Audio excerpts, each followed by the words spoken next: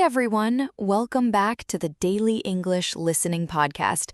I'm Michelle, and if you're looking to improve your English level, this podcast is perfect for you. And I'm Chris. That's right, Michelle. If you're an English learner, this is your space. You know, Chris, there was one moment in my life when I completely lost the ability to speak English. I mean, completely. Wait, you miss I plan everything down to the minute? You lost English? I did. It was my first semester abroad, at a welcome meeting for exchange students. I walked in and my brain just closed the door on every word I knew. Okay, now I'm nervous just hearing this. My hands were freezing, my heart was racing, and the room actually started to blur a little. That sounds awful. What happened? Someone asked me a simple question and I could not put two words together. Nothing came out. So, how does that story end? That's a story for a little later in the episode. Michelle, how are you doing today after digging up a memory like that? Honestly, a little exposed. I don't tell that story very often. I feel like I learn a new secret about you every few episodes. This one's a bit bigger than the usual secrets, but yes, today's the day. Well, today feels like the right day for it. It really does, because today's topic is something a lot of learners deal with in silence. We're talking about social anxiety in English, that mix of nerves and pressure that shows up right when you need your words the most. And how to handle it without losing yourself in the process. I think almost every learner has felt this. You know the grammar, you know the words, and the moment someone looks at you, waiting for an answer, everything freezes. It's not really about your English level at all. Even advanced speakers get this. It's about the moment, not the language. I've met people with beautiful, fluent English who still go quiet in a job interview or freeze slightly when a stranger asks them a question on the street. So this isn't a beginner problem or an advanced problem. It's just a human problem. A human problem that happens to show up more loudly in a language that isn't your first one. So today, we want to talk about why this happens, share a couple of very honest stories, and give you some real, practical ways to work through it. Including my own personal disaster, which is coming up soon. And yes, it involves a very bad joke. And if this is already feeling relatable, this is a good moment to subscribe to the Daily English Listening Podcast so you never miss an episode. And a like on this video genuinely helps more people find us. It really does. Let me finish that story from the beginning of the episode. Finally. I was sitting in that meeting completely overwhelmed. Not just nervous, but overwhelmed. Like my whole body decided to panic at once. Overwhelmed. What does that actually mean? It means the feeling is too much to handle, like water rising over your head faster than you can swim. So your brain basically drowned. Basically, everyone around me was chatting easily in English, laughing, introducing themselves, and I just sat there gripping my cup of tea like it was going to save me. The tea probably wasn't going to save you. It did not, no. Then someone turned to me and asked me the easiest question in the world, "Where are you from?" And I went blank, completely blank. Went blank. It means your mind empties out. Every word disappears, even the ones you use every day. I knew the answer, I just could not find the English for it. What did you do in that exact second? I smiled, said something like, and then just froze. My face went hot. I could hear my own heartbeat. I'm getting anxious just picturing this. I finally excused myself and walked to the bathroom.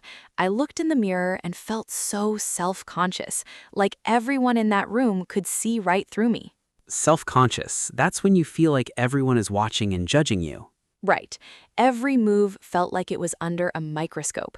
I splashed some cold water on my face and I told myself something very simple. You know English. You are just scared right now, not incapable. Did saying that actually help? A little. Enough to walk back in, anyway. I sat down, and instead of trying to speak first, I let someone else start the conversation. Did you feel like you'd stepped completely outside your comfort zone in that moment? Completely. My comfort zone was small talk in Spanish, at home, with people I already knew for years. This was the opposite of that in every possible way. So you stretched it right there in that bathroom mirror. I stretched it about 2 centimeters, honestly. But yes, 2 centimeters still counts as progress. That takes real courage. It didn't feel like courage. It felt like the smallest, shakiest step possible. But it worked. Slowly, one small comment at a time, I found my words again. And by the end of that meeting, I was actually laughing with people. From frozen to laughing in one evening. From frozen to laughing in one evening. And here's something we want to ask you, actually. What's one moment when your English froze up on you, even though you knew the words perfectly well? Tell us in the comments. We read every single comment, and honestly, it helps just to know you're not the only one this happens to. Okay, my story doesn't have a happy ending like that, at least not right away. Oh no, here we go. So I moved to a new city for a job, and on my very first day, my new team took me to lunch to break the ice. Break the ice, meaning you do something to make a new or awkward situation feel more comfortable. Right, except instead of easing into it, I panicked, and about 10 minutes in, I told a joke that made absolutely no sense in English. Easing into something means getting into it slowly and gently, not all at once. Well, I skipped that part completely. I just jumped straight into disaster. What was the joke? Actually, no. Don't tell me. Just tell me what happened after it. Silence. Total silence at a table of 8 people. Someone finally laughed out of pity, I think, and I genuinely wanted to disappear under the table. I'm sorry, I shouldn't be laughing right now. You should, honestly. It's funny now. But in that moment, my hands were sweating, my voice was shaking a little, and I needed someone to reassure me that I hadn't ruined everything on day 1. To reassure someone means to say something that removes their fear or doubt, to make them feel safe again. My coworker just leaned over and said, "Nobody remembers bad jokes by Friday," and somehow that reassured me completely. I laughed about it eventually, and by the next week, I actually felt comfortable with the whole team, bad joke and all. Did you almost quit the job over one lunch? For about an hour, yes. I sat in my car afterward and genuinely thought about calling in sick for the rest of the week. One awkward joke and you were ready to disappear entirely. Completely, but I went back the next morning anyway, mostly because staying home felt worse than facing them again. So both our stories start with panic and somehow end somewhere warmer. Which makes me wonder, why does this happen so specifically around a second language? I think it's because speaking a language you're still learning already takes real effort. Your brain is translating, checking grammar, and searching for words all at the same time. And then you add an audience on top of that. Right. Suddenly, there's a second job running in the background, worrying about how you sound, whether people are judging your accent, whether you made a mistake a second ago. 2 jobs running at the same time. No wonder people freeze. There's also that accent worry, isn't there? A lot of our listeners tell us they hesitate because they think their accent makes them sound less intelligent, even in a language they've worked really hard to learn. That worry comes up constantly, and it's simply not true. An accent just proves you speak more than one language, which is already impressive. Nobody's judging a coworker for having a French accent in English. Why would they judge someone with a Spanish accent any differently? They wouldn't, in most cases. The judgment is almost always louder in our own heads than anywhere else in the room. And here's something important too. That freeze isn't weakness. It's your brain trying to protect you from a moment that feels risky, even if it isn't actually dangerous. My body definitely didn't know that lunch wasn't dangerous. Your body reacted as if it was, though nothing bad actually happened. So how do we work with that feeling instead of fighting it constantly? I think the first step is expecting it. If you already know your heart might race before you speak English in public, it stops feeling like proof that something is wrong with you. It's just a normal reaction to a normal moment, not a personal failure. That's true. And the second step is lowering the pressure you put on yourself. You don't need a perfect sentence. You need any sentence. Even a broken one. Even a broken one. A broken sentence still moves the conversation forward. Silence doesn't move anything forward at all. I like that. Progress over perfection. And there's a physical side to this too that we should mention. The racing heart, the sweaty palms, the shaky voice, none of that means you're bad at English. It just means your body's treating a conversation like a small emergency. That's right. And once you know that's happening, you can actually talk yourself through it instead of being surprised by it every single time. How do you talk yourself through it in the actual moment? I usually take one slow breath before I answer. It sounds small, but it gives your brain half a second to catch up with your mouth. One breath, then speak. One breath, then speak, even if the sentence isn't perfect. And the third thing, which I only learned after that meeting, is that people are usually far more forgiving than we expect them to be. My coworkers didn't remember that joke by Friday, and honestly, they probably forgot it by dinner. Nobody in that welcome meeting remembered my quiet first 5 minutes either. They just remembered that I eventually joined the conversation. So the moment we're so afraid of usually disappears from everyone else's memory within a day. Within an hour, honestly, sometimes even faster than that. There's also something a little unfair happening in our heads during these moments. We imagine everyone is grading our English like a strict teacher. But most people are just trying to get through their own lunch, their own meeting, their own day. Right, they're not sitting there with a red pen marking your grammar mistakes. They're just hoping someone passes the bread. Spot on. And that thought alone can take so much pressure off a conversation. Okay, let's get practical.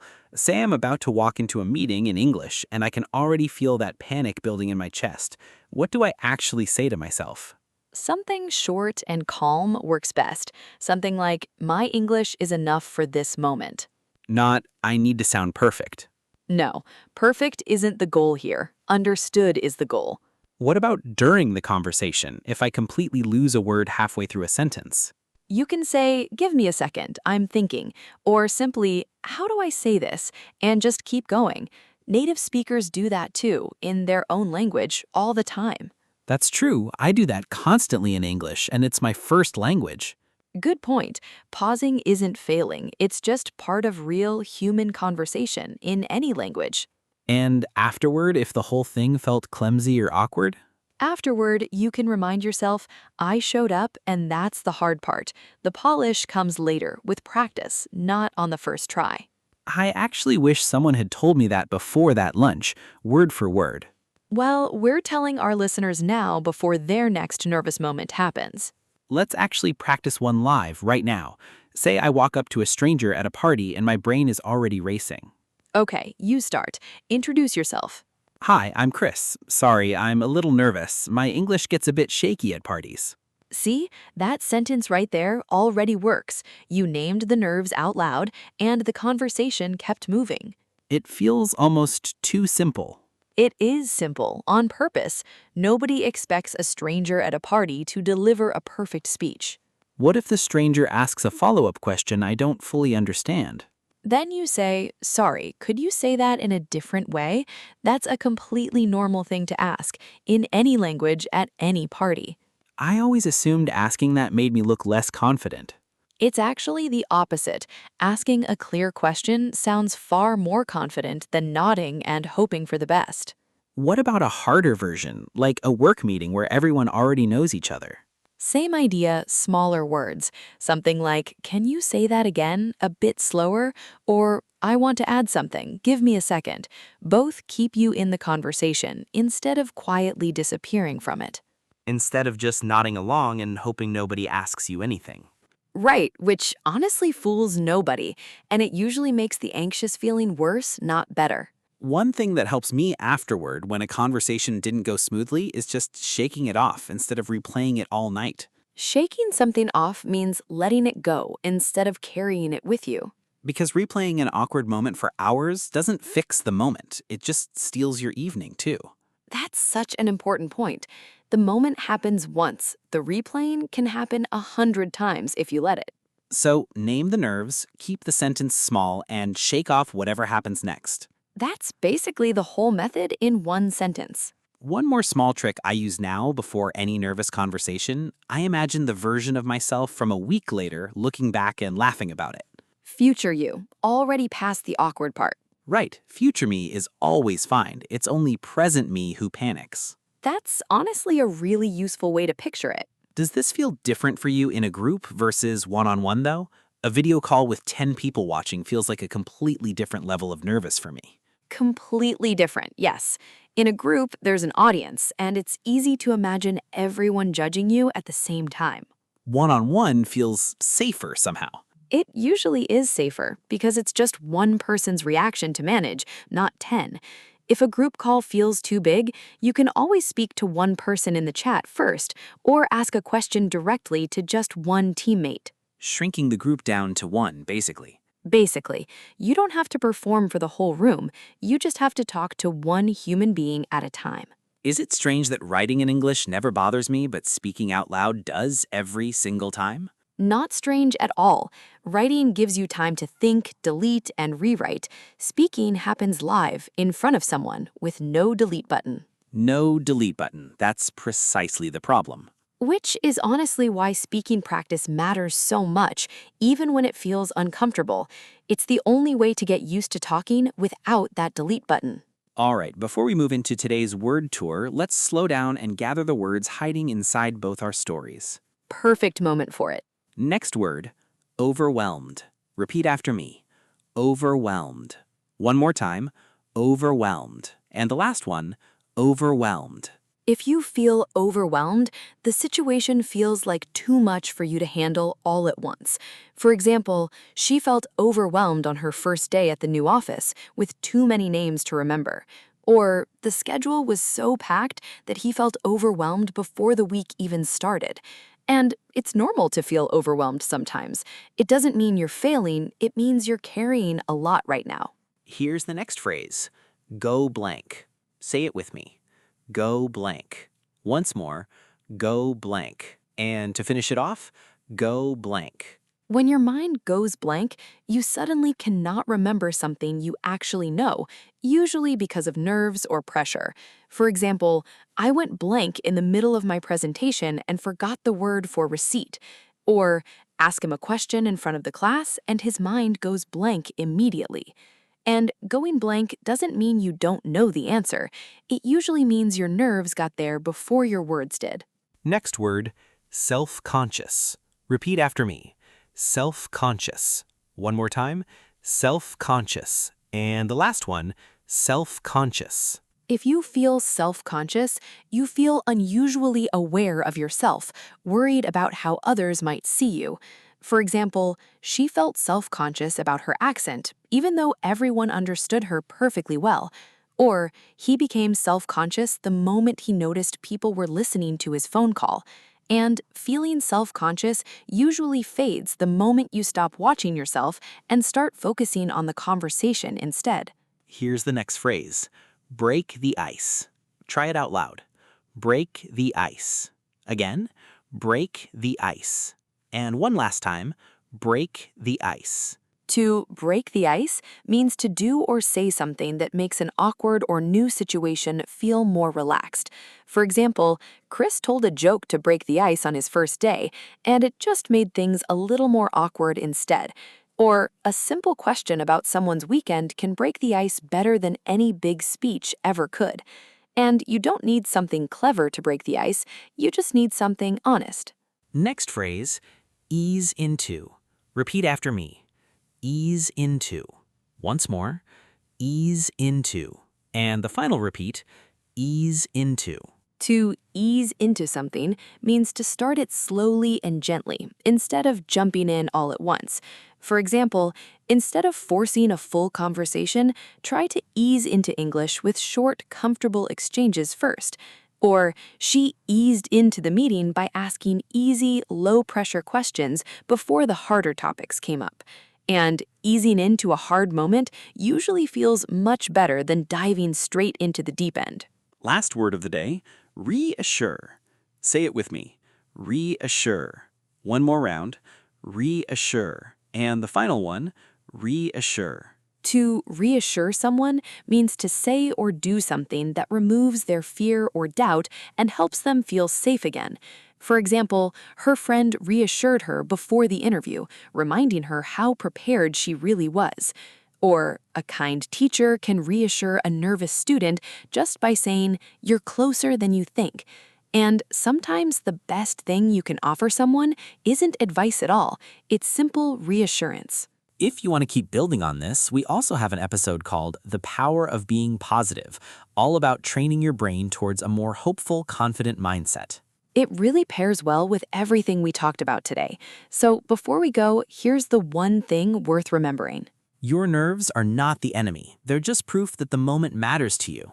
And every time you speak anyway, blank mind or racing heart included, you're building real confidence, one small, honest sentence at a time. You don't need to feel brave before you start. The bravery usually shows up halfway through the sentence once you're already talking. That's such a good way to put it. You don't wait for the fear to leave the room, you just talk right alongside it. So to everyone listening who's had their own bathroom mirror moment or their own terrible lunchtime joke, welcome to the club. A very normal, very human club made entirely of people who kept speaking anyway. Your voice is enough, even when it shakes. Take care of your English. And take care of your heart. Bye, everyone. Bye.